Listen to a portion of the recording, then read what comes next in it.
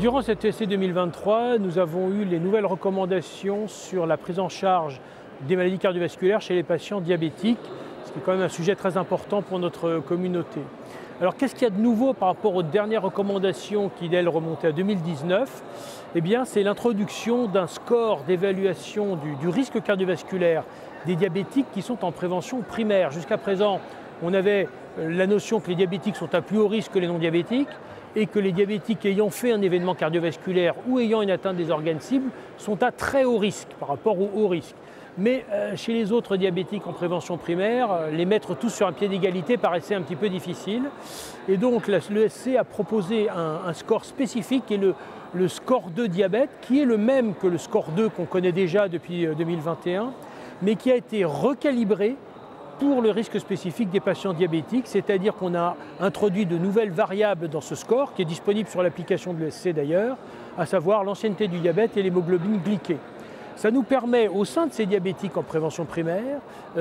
d'identifier ceux qui sont à très haut risque et ceux qui ont une probabilité d'événement à 10 ans supérieure ou égale à 20% et qui devront en fait avoir la même prise en charge qu'un diabétique qui est en prévention secondaire parce qu'il a fait un événement cardiovasculaire ou qui est à très haut risque parce qu'il a une atteinte des organes cibles. Et je termine par ça parce que c'est, je dirais, le deuxième message à mon avis très important de ces recommandations, c'est le dépistage de l'atteinte des organes cibles et en priorité l'atteinte rénale par les cardiologues. Les cardiologues doivent prendre l'habitude de dépister l'atteinte rénale de leurs diabétiques au moyen de deux éléments biologiques simples. L'un qu'on utilise déjà depuis très longtemps, qui est le débit de filtration glomérulaire par la formule CKD, et le deuxième que les cardiologues n'utilisent peut-être pas suffisamment aujourd'hui, qui est la mesure du rapport albumine sur créatinine urinaire sur échantillon. Il n'y a pas besoin de prendre des urines des 24 heures. L'atteinte des organes cibles, elle se définit soit par un DFG inférieur à 45 ml/min, soit par un DFG de 45 à 60 avec un rapport albumine sur créate entre 30 et 300, soit par un rapport albumine sur créate supérieur à 300 isolé, soit par une atteinte à la fois rénale, rétinopathie diabétique et neuropathie. C'est très important de faire cela de façon à savoir qualifier le risque d'un patient diabétique qui n'est pas en prévention secondaire, mais qui en fait a le même risque que la prévention secondaire. Et je dirais que les deux autres messages, c'est qu'en miroir de ce dépistage de l'atteinte rénale par les cardiologues,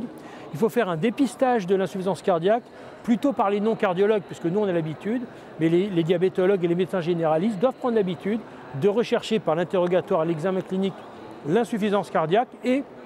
par le dosage du peptide natriurétique de façon à orienter si besoin le patient. On le sait, les patients diabétiques bénéficient beaucoup des traitements comme les inhibiteurs du SGLT2 sur la baisse de la morbimortalité, notamment quand ils sont insuffisants cardiaques, mais pas que.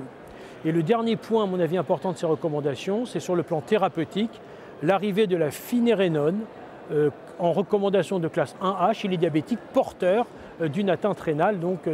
porteurs de cette atteinte des organes cibles. Et donc le panorama général du traitement, lui, n'a pas changé. On privilégie la baisse du risque sur la baisse de la glycémie. Ce n'est pas qu'on ne fait pas les deux, on fait bien sûr les deux, mais la baisse de la glycémie n'a pas changé, mais la baisse du risque est encore plus prééminente en privilégiant chez les patients à très haut risque les molécules qui font baisser le risque, à savoir les agonistes du récepteur GLP1 et les inhibiteurs du SGLT2, la metformine intervenant plutôt dans un second temps pour optimiser le contrôle glycémique.